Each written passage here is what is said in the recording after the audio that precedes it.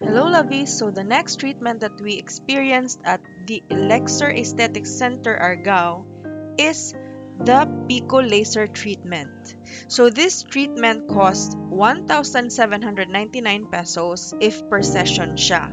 But it is also included in the Elite VIP package that I am enjoying right now for 1 whole year at the Elixir Aesthetic Center here in Argao. So for the VIP package, it costs 24,999 pesos, and the Pico laser treatment is already included in the package. But once again, you can enjoy it for one session which costs 1,799 pesos.